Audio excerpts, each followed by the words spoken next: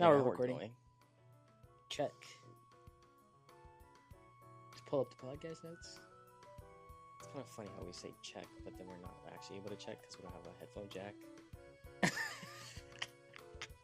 You don't need a check. Try blow that up so I can see better. There we go. Yeah? What's the word of the day, Andrew? I don't know, what is it? Double chunk chocolate cook. What? That's more than one word. Wow, look at this chicken bake. The double chunk chocolate cookies. Double chunk chocolate cookies. Okay, should we just get into the episode? How you doing today, Andrew? I'm doing good. Yourself? Doing pretty good. Why are we doing this? We literally had school together today. Yeah, but you know. No, we don't need to do in the hour that we were apart.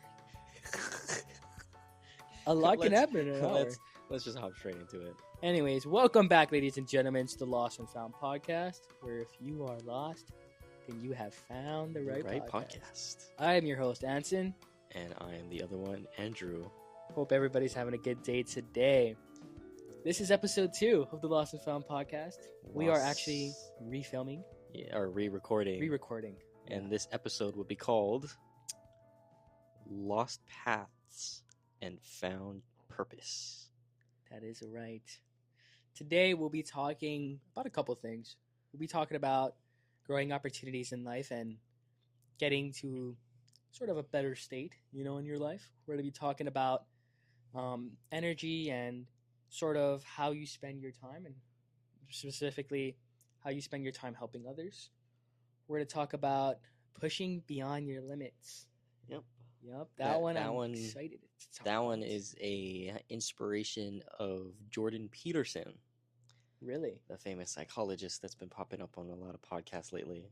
He's very, very popular. Very well known now these days. If you don't know Jordan Peterson, you're probably missing out on a lot of good insights. Mm-hmm.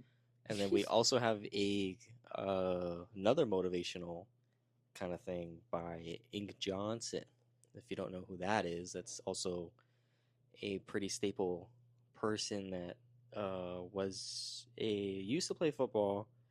Then he endured an injury, and then now he just kind of like I don't know how to say this, but he does his podcast and then he does a lot of motivational things as well. But that's pretty much the basis of what we're going to cover. I actually never heard of Ink Johnson before. You haven't?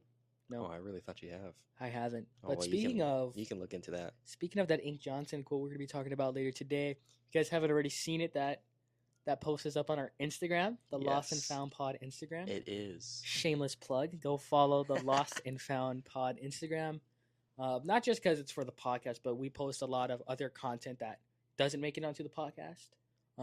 We have some motivational messages with some some of our personal beliefs and things that we just carry with ourselves every day. So if you want extra content, go check that out. It's going to be on, again, the Lost and Found Pod Instagram. And we'll also be providing an episode leak. Should we just give how we're formatting it? Or should we just let them figure it out? They should go check it out on the Instagram. Check it out and figure it out for themselves. Yeah. But yeah, let's get into this episode without further ado. So pretty much Anson will be kind of carrying the episode today, at least with the little life stories, and then I'll be I forget if we were going to structure where I'm asking you the questions, but there's also this one kind of not motivational thing, but one thing I found on Instagram the other day that I included earlier in the episode notes, and we actually had this discussion earlier before we recorded this. So I think it's a good way of adding it to this podcast, and I think we'll also kind of go over what we took away from it, or what should we just but anyways, what we kind of took away from it, and even though we're gonna kind of talk about like what we thought of it, I think it would be pretty cool, or not cool, it's not gonna be cool, it would be interesting if you're listening to it, and we'll read it slowly so you can really understand, and then you can play back if you need to. Try and really think about it and think about specifically what that means. But yeah. So without further ado, Anson's going to kind of start us off with Yeah, I'm going to be talking. So, sticking with the theme of the episode, lost paths, found purpose. I'm going to be talking about a little bit, sort of, not so much a lost path, but a kind of a deviation in the course of my life. I'm going to be talking about how I switched majors. So, going back to that first episode we filmed, I briefly talked about how I switched from pre med to data science in college. And I'm going to kind of talk about that experience because it was a pretty stressful time of my life. And I learned a lot from that time about switching majors because it taught me other things. It taught me, which I'm going to dive into, but basically, to kind of sum it up, I came to college as a pre med major. I was one for 2 years before I switched to data science. And I'm not going to lie, I loved pre med. Pre med was great. Loved the work. And that was probably the thing I missed most about being a pre med major was the work, which is kind of crazy. And it was also that he mentioned like the productivity that he felt.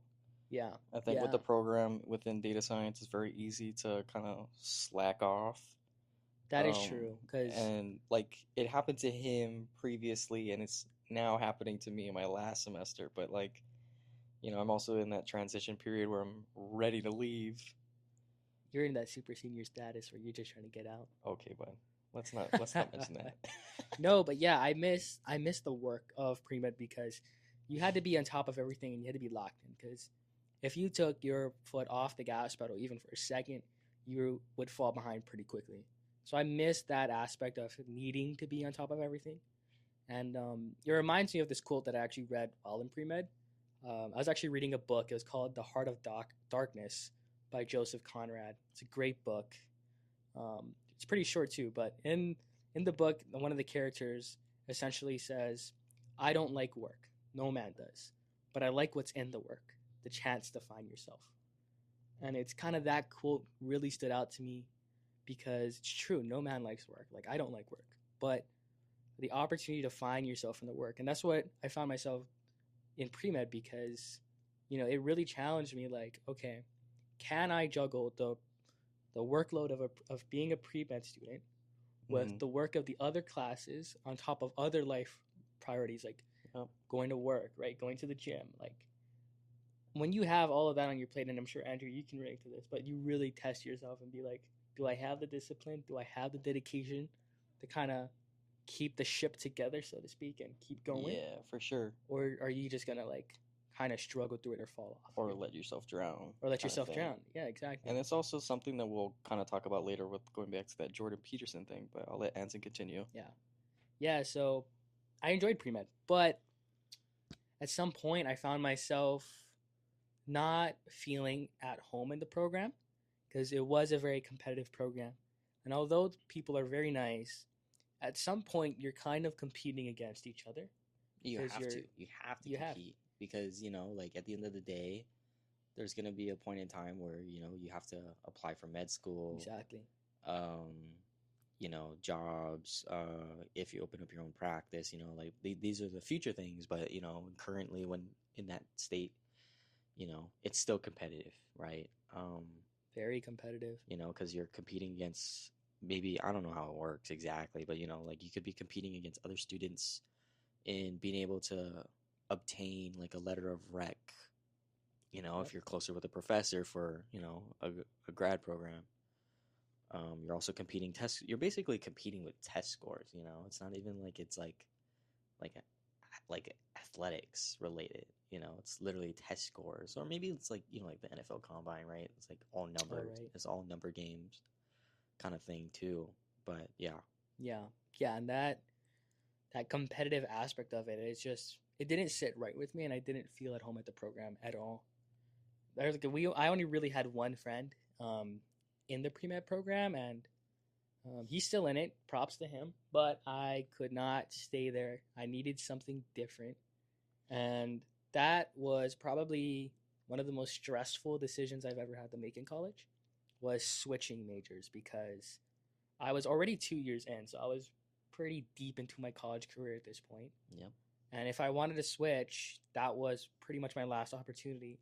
Otherwise, I would graduate later. I'd be behind, meaning I'd have to pay more. And he would also be like me, super senior. Super senior status. Yeah, old man status. Yeah. And also, I was kind of leaving behind a perfect plan. Like I had my pre-med career, my med school career planned out pretty much to the T. Like I had the next, gosh, 10 years of my life planned out, I would say. So You abandoning, could do give or take, if you 10 go years because 4 years undergrad, 4 years undergrad, 4 years med, residency. 2 years probably residency, Yeah. depending on your specialty. Mhm. Yeah, give or take. Give or take 10 years. So I had all of that planned out. So choosing to switch majors and kind of abandon that plan, abandon something steady and set, kind of what it was a stressful choice, you know. And I really didn't know what to switch to. I just knew I wanted to switch. And it was stressful for those reasons. And when trying to decide on a new major, it brought on new stressors. Like, am I making the right choice? Am I gonna like switch majors to a career that's maybe unstable or that's also Or, competitive? you know, like, am I gonna enjoy this major? Am I gonna Am I gonna enjoy enjoy it? what I'm studying?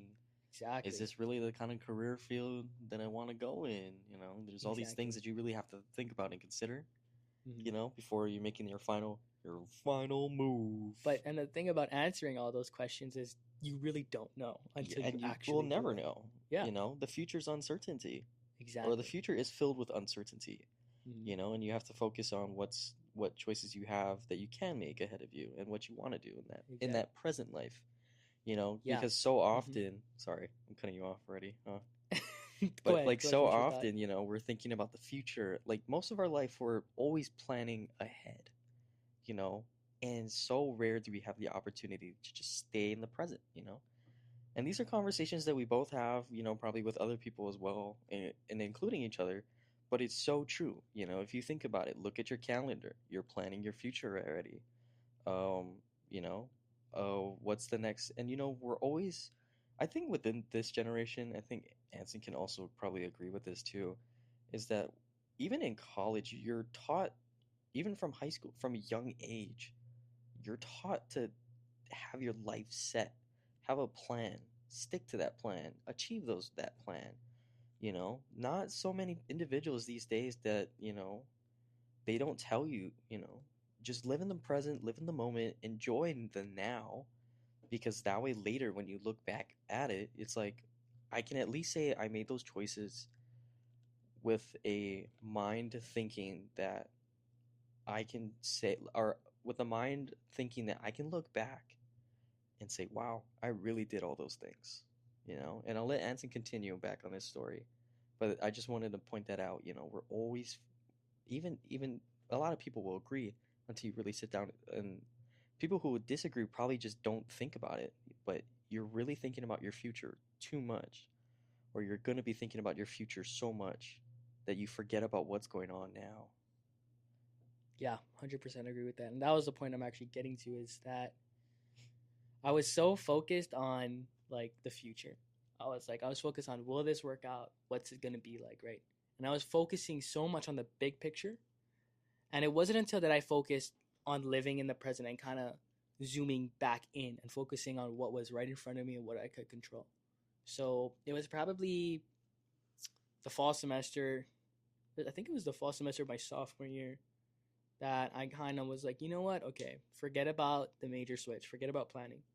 I kind of said, I'm just going to focus on the work that's in front of me right now. I'm going to do it to the best of my ability. And at the end of the semester, I'll make my choice and I'll choose a major.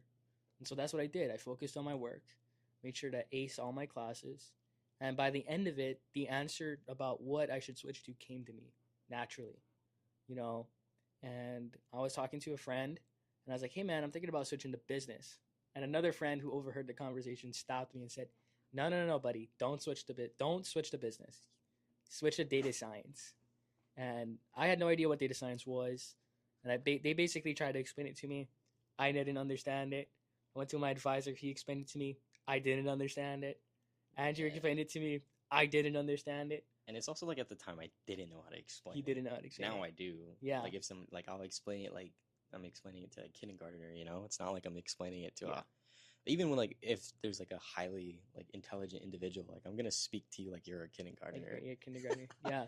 So I had no idea what it was, but people told me these things. They said there's opportunity, Money. money, and job security. And I was like, you know what? That sounds pretty nice to me. Let's give it a shot. and I gave it a chance, and I just focused on doing my best and learning about it, and it let it I know that it would be one of the best career switches of my life, and it was all Major switches. thanks to kind of reframing my mindset and how I went about things. I kind of stopped looking ahead into the future and wondering if things would work out. Not career switches. Keep going. Keep going. You saying back there?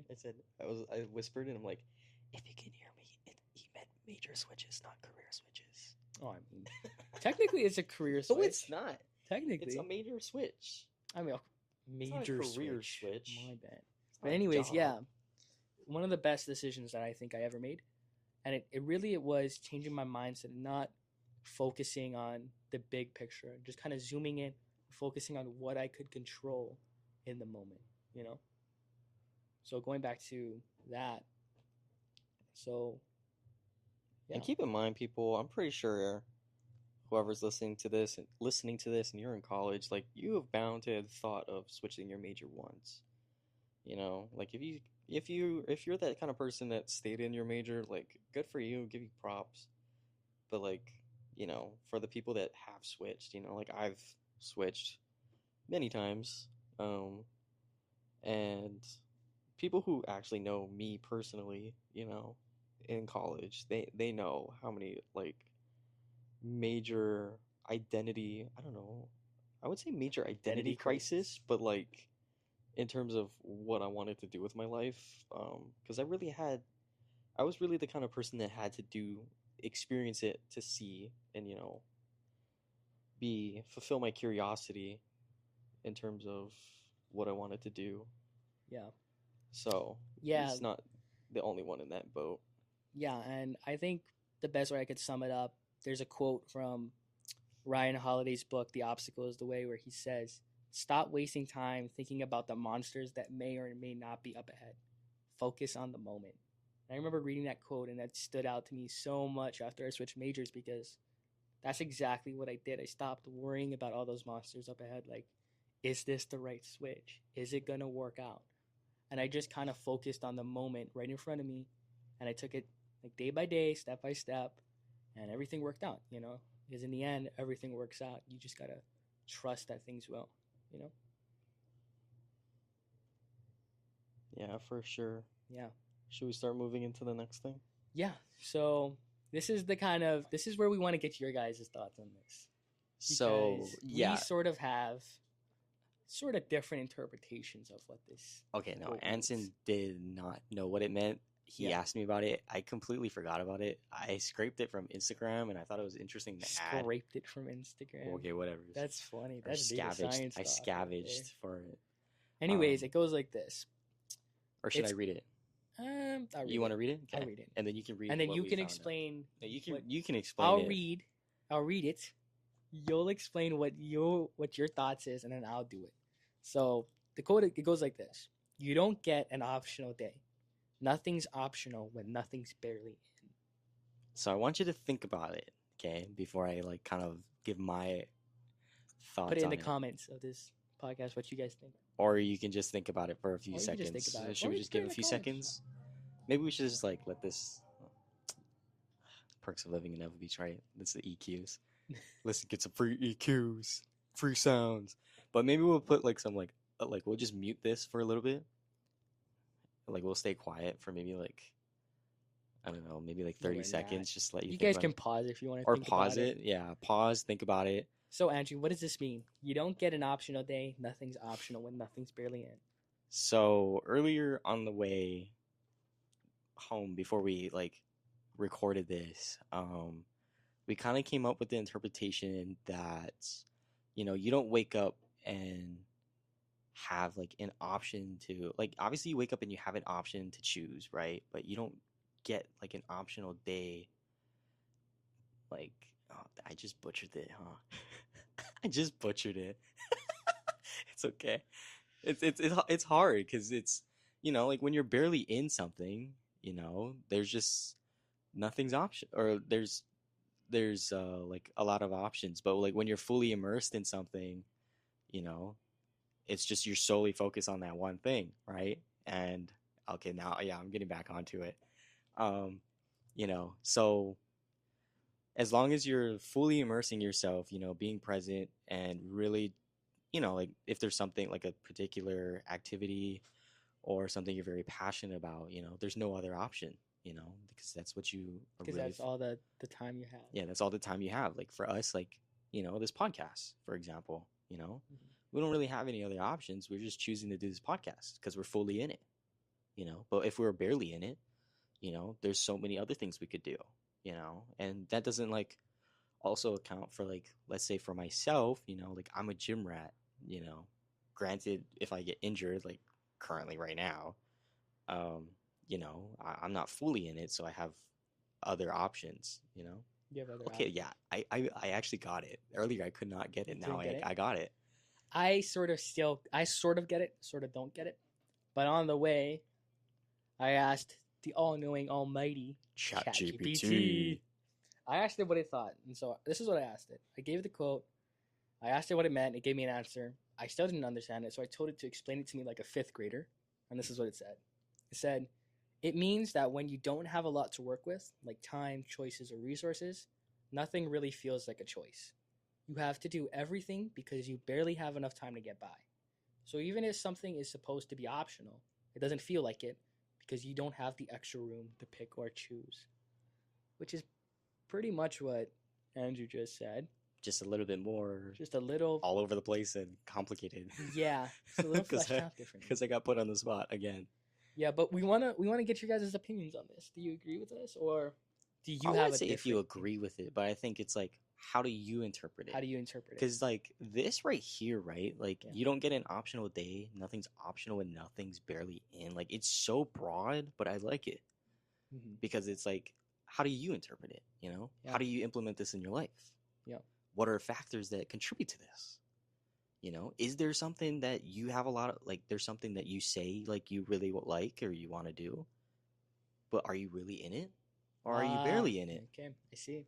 You For all know, those people who wanna, go to the gym, or and maybe that's the biggest one nowadays. that's the biggest one nowadays. Is I people who want to wanna get go into to the gym. fitness, and people ask, like I've been asked, Right. how do I do it? It's not if you're, or like people will ask like, how do you get motivated? And we could save this for a different one as Oh well.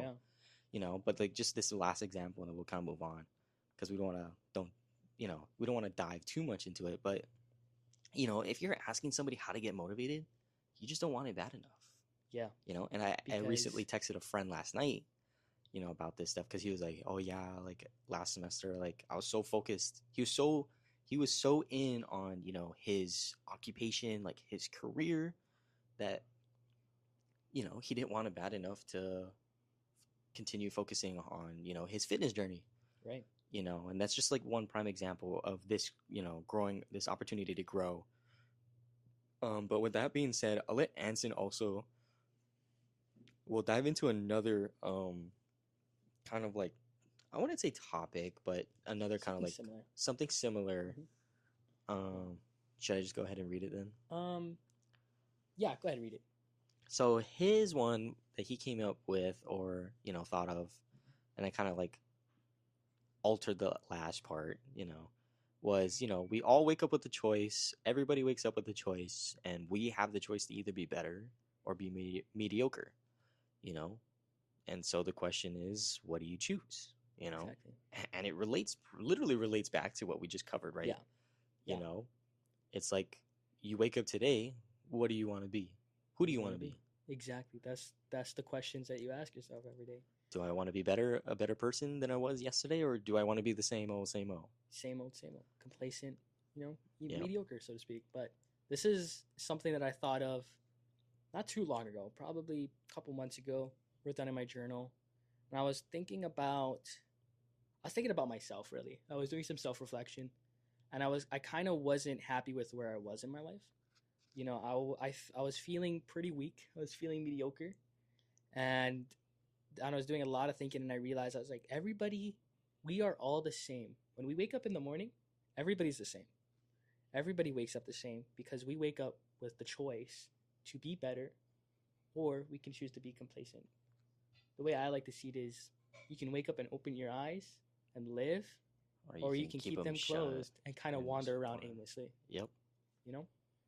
So it's your choice. And a lot of people, Exactly. some people will choose to be better. Somebody will open their eyes. They'll go for that morning run. They'll go to the gym before work, before school, Or even after school. or even you know? after. Yeah. And that's what it means to kind of make that choice to be better. But I know a lot of people who They don't choose do to it. close their eyes and, kind of wander around aimlessly like that. And really, And, yeah, go. it just comes down to What do you and it, choose? what you choose. And it kind of relates back is like, do you want it badly? And it's also in the first episode, I think we kind of covered it. It's like we're, or I don't think we covered it, but I think we kind of talk about it. Is like, we're naturally made to grow as Yeah. individuals. We're not Mhm. made to be the same. Because Yeah. if we're the same, we're just a robot living in this like, what is it called? It's The like Matrix. not the Matrix. That's like such Andrew Tate. It's like In the simulation. the simulation. The Yeah, okay, it's still simulation. Andrew Tate, but it's not Same as thing. it's not. Yeah, we're like living in a simulation. It comes back to what we said in the first episode, where complacency is death.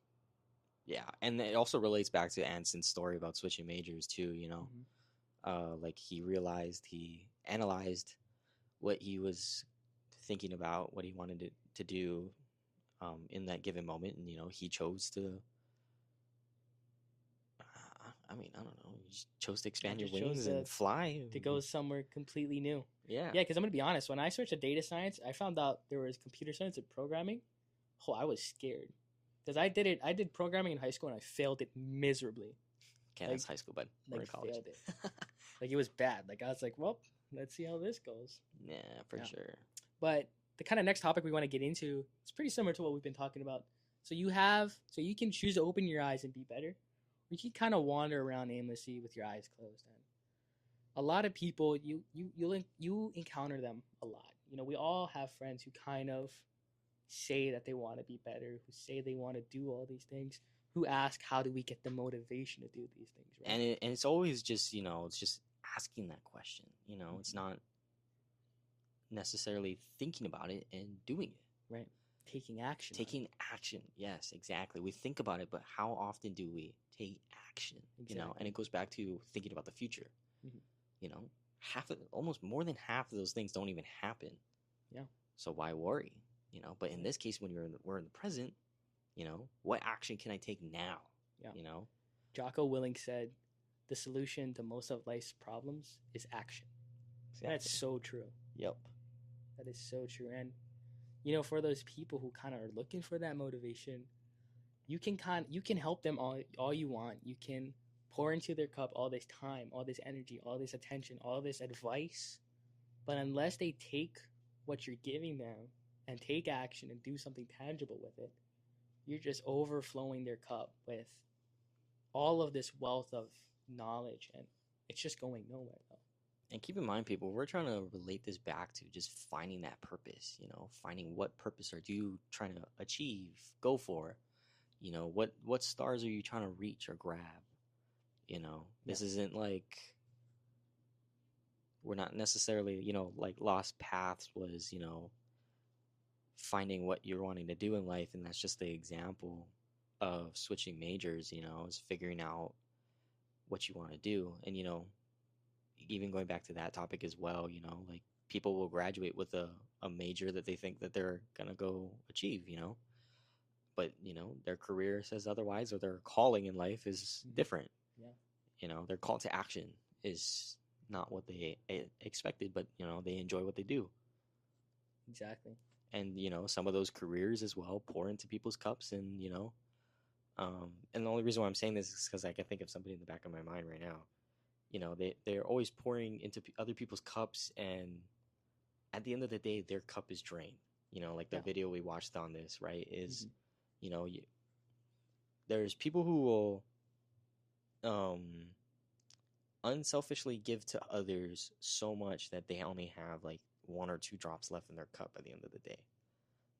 But what we want to add to this perspective is, like there's a balance that needs to be created. Exactly. This balance has to happen, because you can't always give. Eventually, you have to give to yourself. Yeah, eventually you have to be selfish, and make sure that you yourself have enough in your cup to be that able you, to sustain yourself. yep, Yeah, exactly. and we're not talking about like being selfish in a negative way, but being selfish in a more self-love, Exactly. like a self-loving way. Yeah, think of it this way. If you wake up every day with a full cup, you have a full cup, you're ready to go, you're ready to give to other people, help other people out. If you are dripping value in other people's cup throughout the day, you're going to eventually, if you give too much, you're going to have an empty cup. And Exactly. at the end of the day, how can you help yourself if your cup's empty? Exactly. And And this similarly, how are you going to have anything the next day to do the same thing? exactly. And this goes back to like the podcast, like people like ask us, "Oh, when are you going to bring me on?" I want to hop on. We can and if they listen to this, they definitely know who they're talking about. But And you'll like be on soon enough. Just be yeah, patient. they have to be patient. But the thing is we're not in a rush. Why rush? We're gonna run out of things to we're gonna run out of water to pour into all of your guys' cups that listen to this. Yeah. We want to just take it slow, enjoy the process, and like we said, we're not trying to make you um we're not trying to say, come across as like misogynist and say you need to do this as a man, or as a person.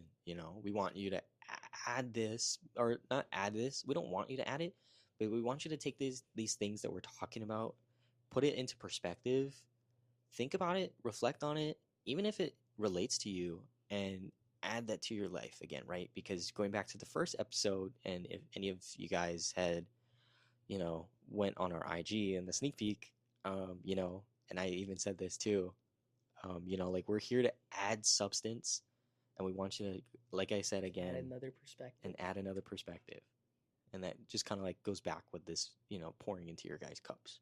Yeah, exactly. So, Andrew, how did you figure out that not everybody can go on the journey with you?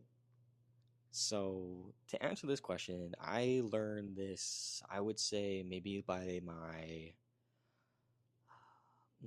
I want to say like my third or fourth year in college. Um, because I've left a lot of people, you know. I've left people in the past and You have, left me. yeah, I did. And we also talked about that, I think, in the first episode of how we met, and at the point where okay, so I'll give a few examples, I think. And then, like, obviously I'm not going to name drop or name bomb or anything. That should not be allowed, of course. Um, but I'll name a few stories, and then I guess I'll go ahead and relate back to the pouring into the cups. So I'll list out two. So there's a high school friend of mine. We've been buddies since freshman year. Um, and we were all good until kind of college came around, and this was kind of like after COVID. Um, where he was just like kind of getting into smoking weed, and he was so addicted. Or it started in high school and it kind of translated into college, or transferred over into college. And he was smoking weed a lot. He was so fascinated by this idea of weed, and I've never smoked weed. Like, I've been around friends that have Didn't smoked do a weed. devil's lettuce. That reefer. That Afghan Kush. Like, yeah, I've been around it so much and so often, even when I was younger. And like my dad passed away from smoking cigarettes. I mean, it's nothing similar, or it's similar to smoking, but that's just what I keep in the back of my mind. Is why I don't do it.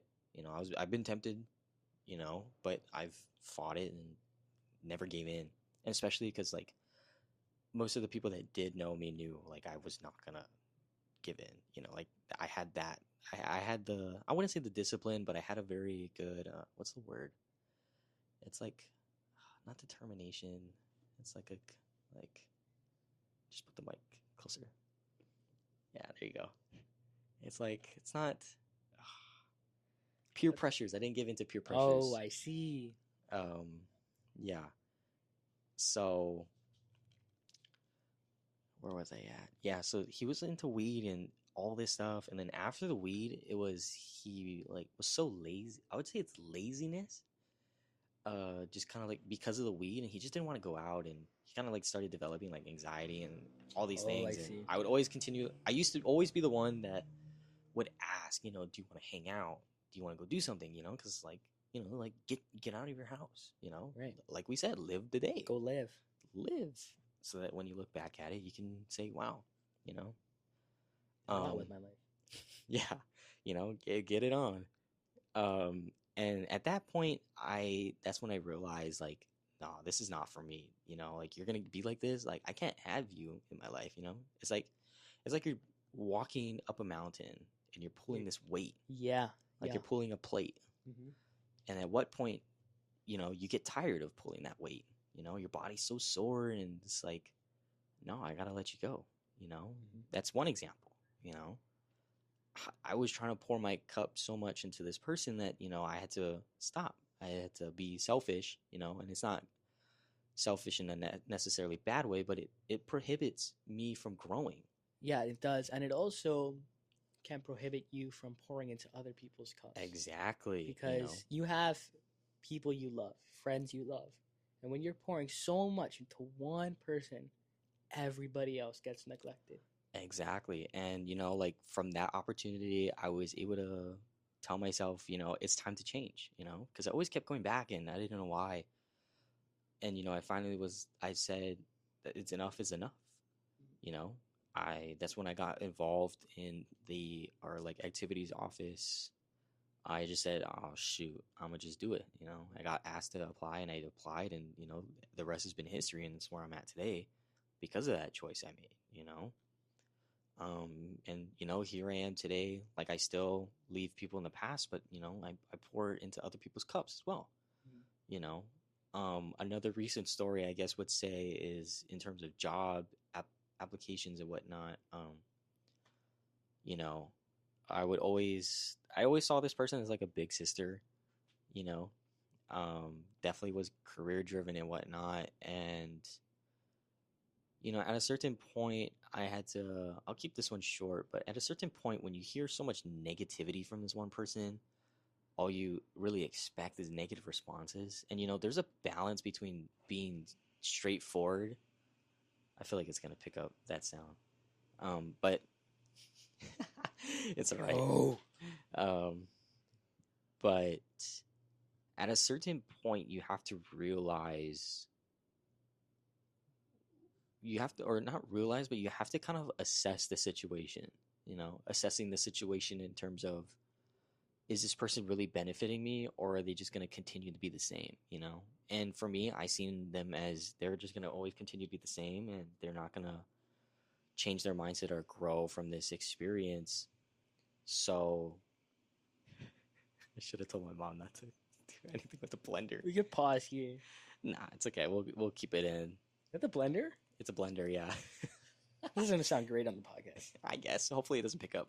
Hopefully the noise canceling does its job. Yeah. If you guys are wondering why we're talking about the blender, it's because there's a blender going off. Yeah, Anyways. we're also filming this in our house, and yeah, I'm not gonna be rude to my mom, but shout out to my mom. She's the goat. Shout out, Mama Niche. Yeah, she's the goat for sure. But going back to it, you have to really assess, is this person beneficial? And this goes for all friends. At a certain point, we talked about this earlier too. If there's a friend that's drowning, and I think that we're speaking from more of like a guy's perspective, like a guy friend, like a guy, like your boy or whatever. At a certain point, you have to let them learn as a man. We learn from we should be learning from our failures. And I think as a guy, and this kind of goes back to like the Andrew Tate or like the Justin Waller kind of thing, but like you really have to fall at your knees in order to be the man that you are today. No man will ever be sheltered and come out on top. But yeah, but just pretty much really going back to the idea of pouring into people's cups, like you really have to realize, like, is this person taking more from your cup than they should be? Yeah, sometimes you just need to let them learn, because really the only way men truly learn is by going to war. Yeah, and it's either going to war with yourself or with your boys. Yeah.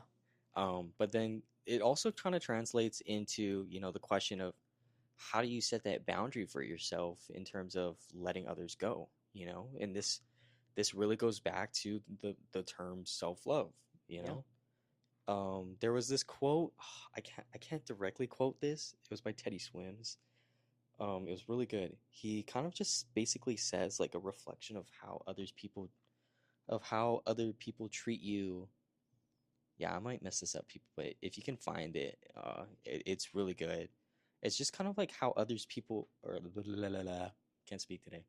How other people treat you is the way that is a reflection of how you see yourself, Oh, and okay. then like how you see yourself, or I think it's how you see yourself is how other people treat you, and then I'm like throwing myself off.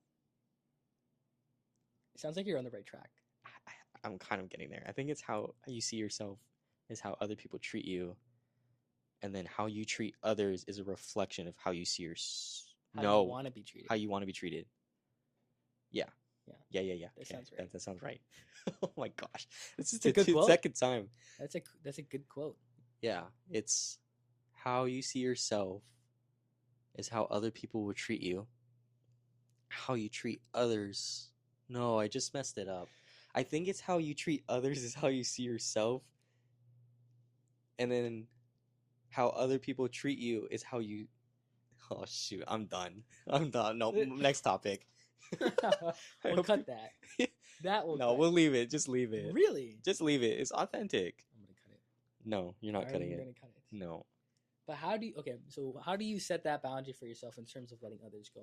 That is gonna be different for everybody, I feel like. It should be. It's going to Yeah. be different, because we're all at different stages. We're all at different levels of maturity. Mhm. And But I will give a piece of advice. Do not ghost people. no, alright? I think you can. Well, it depends. I think it depends on the situation. Depends on the situation, depends on the person. I feel like in most cases you shouldn't. It depends. Like I if said. they are a toxic sea urchin, we'll just call them that, then maybe it might be okay to ghost them. No, I mean, it's also like, would you rather end something through an argument, or would you rather let them go slowly? Well, I don't like to let them go slowly. But I think that's our two different. okay. So this really is subjective and it's different for everybody. Me personally, I feel like rip the band-aid. Rip the band-aid. And this is advice that I've gotten from other people, and this is advice that I feel like works best for me, is rip the band-aid. Let them go. Let them go quick. Don't taper it off. Don't 'Cause I think I've slowly done- stop talking to. No, rip the band-aid. I think I've done both, actually. both? So the weed story, I did that where I ghosted You and do then the just same. stopped. Yeah. And then with the recent one, dogs, I tell you, unpredictable, whatever's. But with the recent one, that's when I like really was like, Rip the band-aid. yeah. But Yeah. then like how they came across, and then where I was at in life, and I was like, like I've seen it like from a non-emotional standpoint. Oh, I see. And then that's when I was like, okay, yeah, this is time for this. This needs to end. Like Right. like I'll make my peace, and it's like one of the best choices I've made. Yeah, no, for me, it definitely is rip that band-aid. Because I've had both where people rip the band-aid to me, and other people who kind of ghosted and slowly kind of let you go, and I hated that. I think it sucks being on the receiving end of it, Oh, no, it's especially the worst. because you start to question. It's the worst because you question and you start doubting yourself. You know what? Actually, guys, I have another story. Okay, this is the Another third one. story. This is where it's the ghosting aspect as Yeah. well. So, there was like this, my friend and I, and then my ex-girlfriend at the time. When I was away in Texas, I'll give like a brief story. When I was away in Texas, my friend would go through my ex to tell me to say hi when he already had my number, right? And then like it's kind of sus when that's the way you're trying to communicate, and I like try to communicate directly through my boy or my friend or whatever, and it wasn't the case. So that's when I'm like, I'm cutting you off, because it's a little sus. It's a boundary that it's a boundary that he didn't realize he crossed. He at the moment, and we talked about this too to this day. Yeah. Like he didn't realize in the moment, that he was crossing that boundary. We talked about it too. recently actually. Um, you know, so there's things that you just have to assess. At least for me, Anson's very he likes to communicate things in a very healthy manner. Me, I base it off of the situation, and us also like my life experiences really reflect on how I'm gonna communicate with you. Like if I'm ghosting you or if I'm talking it out. Because there's always that other quote where some things are better left unsaid as well. And Anson's making this face and like, but that's just who he is, and that's how he's. Yeah. That's just his mentality, and it's okay to disagree, people. Yeah, no, I would slightly disagree with that. Yeah, exactly. I would disagree with that. But it's okay. Yeah, but then that's just me. Like I'm very much the type to talk things out, and Yapper, kind of yapper, I don't yapper. like to, I don't like to beat around the bush, nor do I like to kind of let conflict just go away.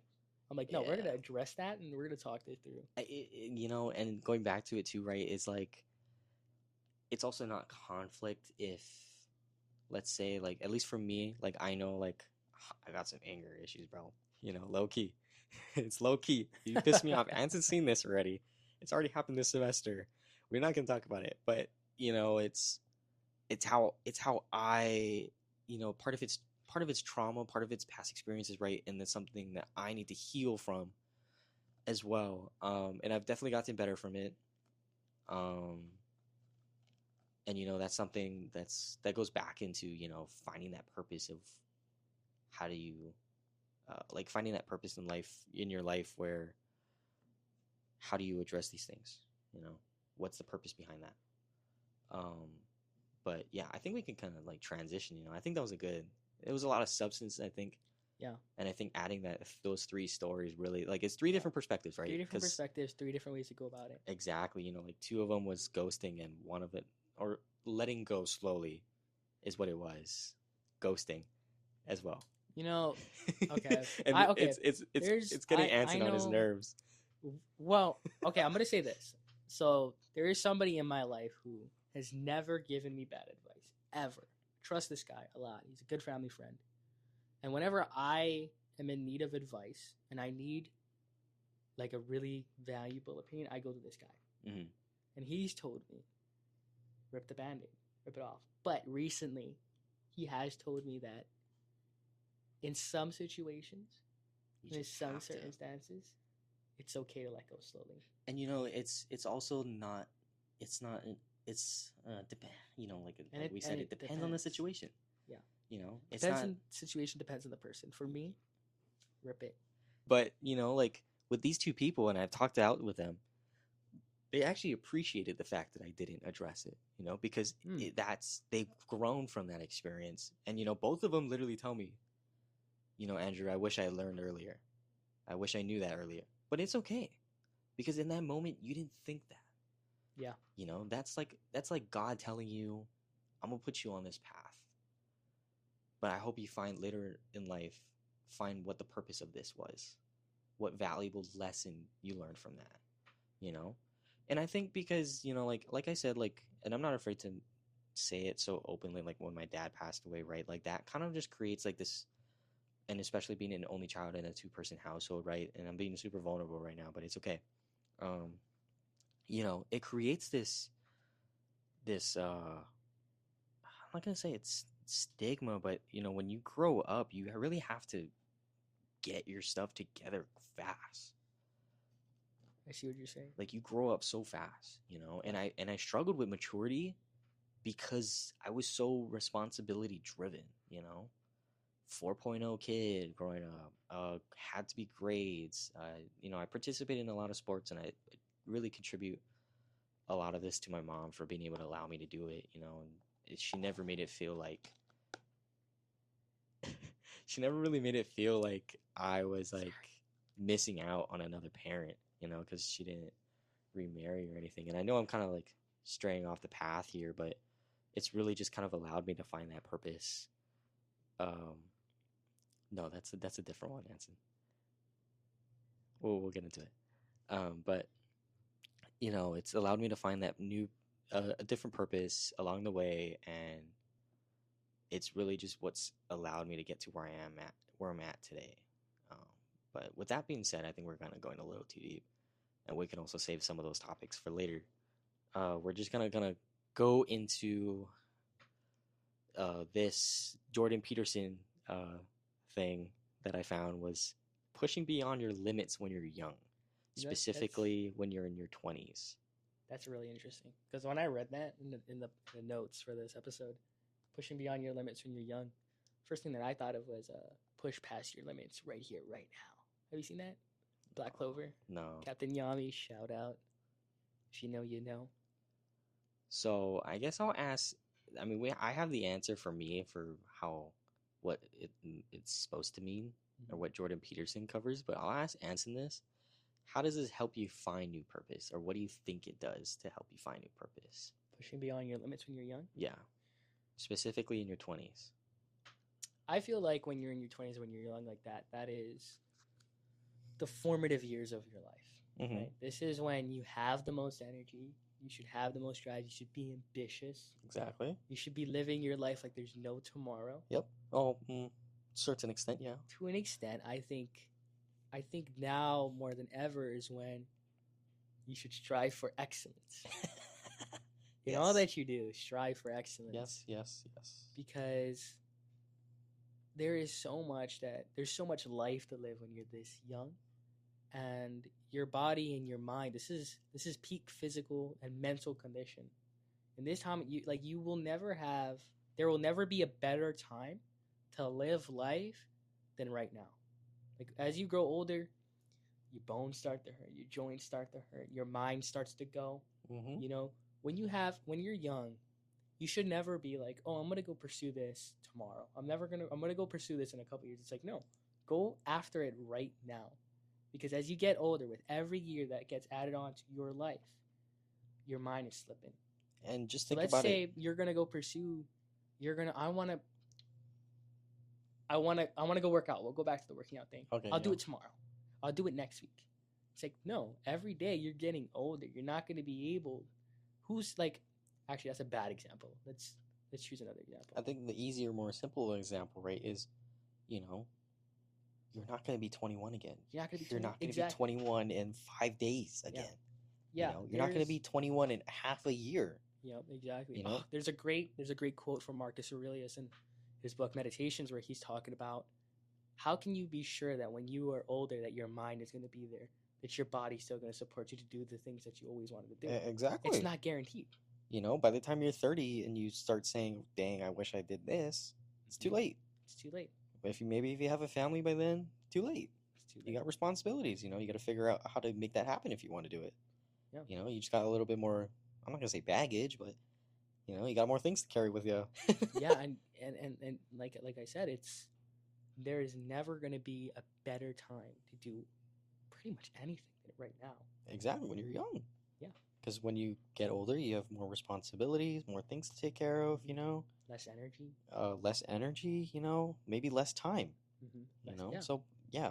And it's a very valid point. And keep in mind, the answer is literally on this episode notes, and he didn't look at it at all. This is just from what he thought, That's and what I take away from it. Yeah, and it's really good. It's really good.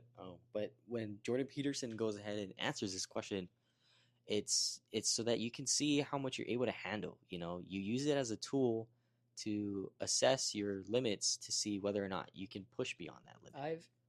I think I've come across this concept explained by other people, but I've seen others where they're like, if you want to find out kind of what your limit is, like your tolerance. Your tolerance is you go all in to the point where you're exhausted, like near burned out, and then there's your limit. You found it. Yep. And now what you can do, you know what you're capable of. You know how far you can push yourself into that limit. So here's what you do: find that limit, and every now and again you see if you can push yourself a little bit beyond that. And right, it goes back to that quote that we were struggling to, or I even struggled in the beginning to explain. Yeah, and it also goes back to the quote that I said early on. I don't like work. No man does, but I like what's in the work. And you don't get in. Define yourself. And you don't get an optional day. It only becomes an option when you're barely in. Yeah.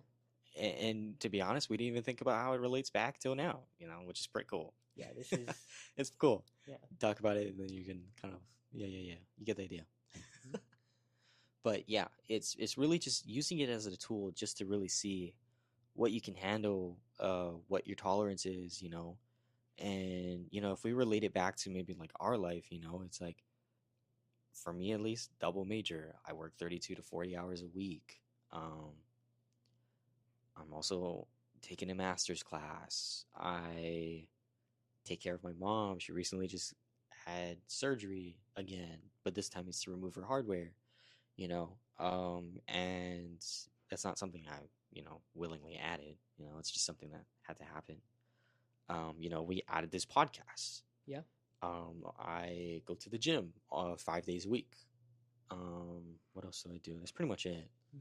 But I've always been that kind of person as well. Myself, just pushing past my limits and kind of breaking them, and then trying again and breaking them even more. And I've been at my breaking points a lot in college, and it's helped me.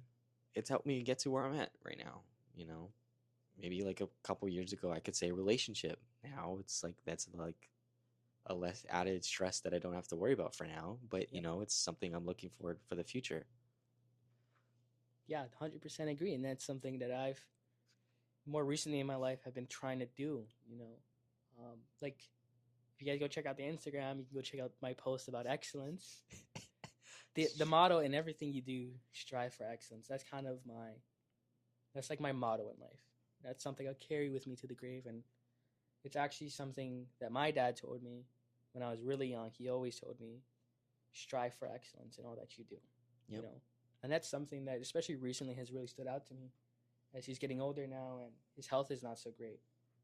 That lesson, it really resonates with me, and everything that I try to do today, especially recently through recent traumas, it's like that is how I want to spend my life. It's kind of striving for excellence, whether that be like Andrew is like going to classes. I have 19 credits this semester. Last semester I had 21 credits. I thought you had to drop. I did, but I went back and I looked at it. They changed Okay. one of the classes from 3 credits to 1, Yeah. so it went back down to 19. But for a second it was like 21. Yeah. So, and this semester I'm taking 19 credits, training for a marathon, a couple months. I'm working. And he's always been trying to get me on this marathon, and trying I to- refused because he You was know- supposed to do the half, and he chickened out because of his shin. Chickened out. I had a torn meniscus. Chickened out, bro. I had a torn meniscus, guys, and let's just say I ran another race with a torn meniscus, and it was not a half marathon; it was less. It was a 8-miler. It was an 8-miler, and But he was my knee was he not good the pushing. next day. He was pushing though. Yeah, I had just torn it 2 months earlier, and so I thought it was good because training for it, I was fine. And then I Just actually about did the race, and I And was it's like, pushing the pace. Damn.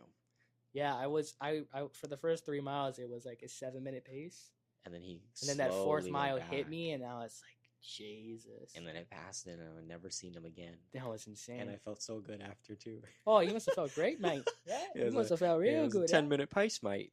Yeah, no, that And I Made me stuck look- to that pace. He s- I stuck to he it the stuck to whole the- way. it was like a tortoise in the hare situation. And all right, bud. Yeah, dude, All I was right, the freaking buddy. hare, man. I was sprinting. Whatevers. I stuck to Sprinting. my time. But anyways, we need to stick to it. Yeah. But like what Anson said, right? Like when he was talking about his relationship, like that's the path that he was lost, that he Yeah. got lost on, and through his strive for excellence motto is how he found his new. And how did after, I was Yeah. trying to find that path again. That Yeah. path that I was on. the I had to the go path looking of for it. purpose, The path of purpose. the purpose path, I had the to- path of purpose. I had to go back and find what my purpose was again. Or I wouldn't say you have to go back and find because you knew what your I purpose knew what it was. You I just just- straight away. Yeah. You just had to get back on track. Mm-hmm. Yeah, because you can't say that you were lost completely. Wasn't completely lost. I You knew just- where I needed to go. just I got- just had to find a way to get Yeah. back there. Exactly. Yeah. Should we just kind of dive into the last topic? Yeah, and you should take the lead on this one because I didn't know where you wanted to go with this. Oh well, no, I get it, but this is your topic, so you should go. Alrighty. So this last piece, it's not even a piece. This last one we're gonna talk about is called, not called, but it's being grateful for the path you have chosen, right? Um, I don't know why I'm asking like it's a question like they gotta answer like they don't even know. Guys, chime in. Go in the comments. You'd be like, yeah, Send this us a was. DM on Instagram. But basically, how I wanted to relate to this is, like Anson was talking about his path, right? And he talks about how he's grateful for the path that he took, being pre-med at first, and then eventually switching to data science. Or like me, I signed up as a psychology major, switched to forensic science, then switched Wow. to criminal justice, then added Added a data whole new science. major, and went Yeah. through a major crisis with That's majors, wow. and did all these other things in college. And Anson also did all these things in college. And, when both of us look back at it, we have to be grateful for it because that's what led us to where we are at now. Like both of us are best Yeah. mates and we're doing this podcast. Yeah, I talk about it with my other friends all the time. It's like I'm so grateful for everything that has happened, the good and the bad. Exactly, because that's what's helped us get to where we're at. I've really come to appreciate the bad because the bad, that's what really shapes who you are. It It's should. those challenging times that really challenge you and be like, okay, is this your breaking point? Are you gonna break here, or are you Exactly. gonna spin it around to work in your favor? And you know what? This is very good. This is a really, I think this will really top it off with this, what you just said, right? So as I was going scraping the internet again on Instagram for another quote to relate to this, it's perfect. But it's by Ing Johnson, and it goes, "When you come out of the storm, you won't be the same person that walked into it." That's what it's all about. When you can't control what happens to you, control how you respond to it. That's where your power is. And it's a really beautiful quote. It's really beautiful because When I'm reading it now, it's really I like it a lot. yeah, it's really beautiful because it's kind of like what also Gordon Ramsay says, like or what he mentioned before. No, trust me, bro. What he said was, when there's a storm, don't run away from it. Walk through it. Ooh, Get through that. Walk into the storm. Or a lot of people say it. Yeah. They refer back to the storm. smile at the storm. Smile at the storm. Walk into the storm. Don't run away. Or there was like an animal one. It was super weird. Like cows run away from the storm, but bison just stay in it. Mm.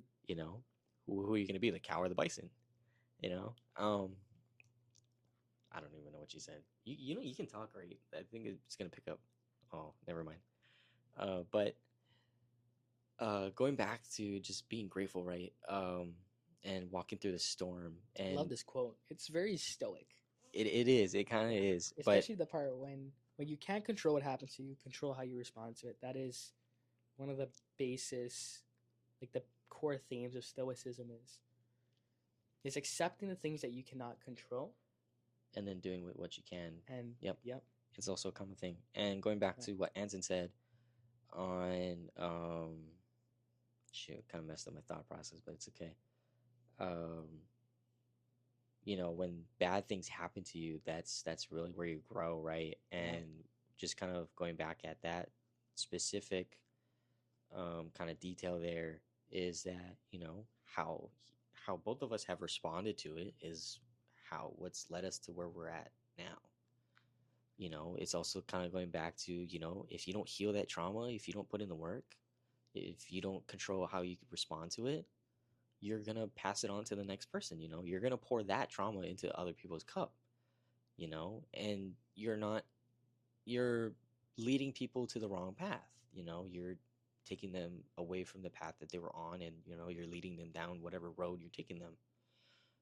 At the end of the day, you really got to think about how you're responding to adversity. Is also another good way to put it. How you respond to adversity really determines the kind of person you come out of it. Who you are going to be. Who are you going to be after that? What are you going to choose? We all have a choice. Choose wisely. Choose to be great or choose to be mediocre. Yeah. You don't get the option. No day is optional. Put your all into it. When adversity comes, go right in. Dive into it. Appreciate it. Smile and Have fun. Oh, maybe I don't know about have fun. Depends. I on like to have fun. The level of adversity. Yeah. Will True. whether it's trauma, which is gonna be a high intensity. I don't know. I'm kind of my mindset's a little weird where it's like adversity. I'm like, ooh. We're also like nonchalant too. Well, yeah. Yeah. I think the nonchalant just really kind of kills it for people, but but yeah, I mean, really, this is just like the basis, you know. It's just this is how we grow. This is how we find our purposes in life, you know. It's what these challenges that we come across is just what helps us become the person that we are. You know, going back to we are meant to grow. We're not robots, you know. This is what makes us human. Facing adversity and coming out of it on top, you know, choosing to come out of it on top. Don't choose to be at the bottom, you know. Never do. Never strive for that. Strive to be great. Be excellent. Strive for excellence Excellency. Always, you know. in all that you do. And you know, like I don't know if people have actually seen the Instagram post, but you haven't, you should kind of look at it. Or even if you're not religious, just you don't really have to be religious to kind of like take this into consideration. But there's a Bible quote, John 13:7, and it pretty much goes that you don't understand what I'm doing now, but you'll understand later. You know, this is a quote that people kind of like question me about, and I think it's kind of like a motto that, you know, like the ghosting and whatnot. It's really what it's all about. You know, they don't understand what I'm doing now, but they Ah. understood later, and it Oh, I really see. it's Yeah. what that's what really resonates with me, right? Is like, you know, they'll face that storm, and then they'll realize later why I left them in that storm. True. You know, and how they responded to it is how they grew from it. Yeah, okay, I can add to that. And as one of the people, okay, not that he mentioned today, but Andrew has sort of, he mentioned this in the last episode where kind of he let me go through the storm of things for a little bit, for a little while. And I think it was necessary, you know. 100%. At the time, it's, you know, going back into pouring into his cup. Yep. It's like if he's not appreciative, and he's not on top of it, you know, I can only do so much. Yeah, exactly. And it's just going back to what we talked about. It's just it's very situational based, you know, and having that self-awareness. That's another thing too, right? Like we talk about Huge. self-love, but self-awareness is such a huge thing.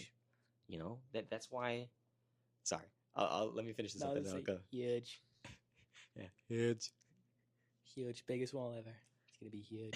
It's a terrible joke. huge. But yeah. What did I just talk about? That just distracted me. We were talking about pouring into people's cup and self-love and self-awareness. Self-awareness. And going back into the pouring into people's cup, right? Like if you're self-aware that you're pouring too much into people's cup, you're gonna start lose a lot of your self-love. And then going back to that Teddy Swims quote that I absolutely butchered. Butchered. You know, it's just how others treat you is how you see yourself, and then it's just, never mind, I butchered it again. I think we should make that an Instagram post, just make it up. The Teddy Swims one. I think we should do that. Make that an Instagram post. Yeah. Okay. It's a good one when you get it right. Well, yeah, it's because I don't have it written down and I can't think of it at the top of my head. That's not how I think. No. But yeah, I mean, should we like, That pretty much wraps it up. I mean, I have nothing to add to that. You pretty much just sent it kind of home. yeah. Thank you guys for listening. Thank you for tuning in. See you guys next week. Have a beautiful weekend. If you're listening to this on Friday, if you're not, have a beautiful day, beautiful night, Beautiful week, beautiful life. yeah. Beautiful month, beautiful Thank you guys year. for tuning in. And remember, in everything you do, Strive for excellence. That should be the outro. Yeah.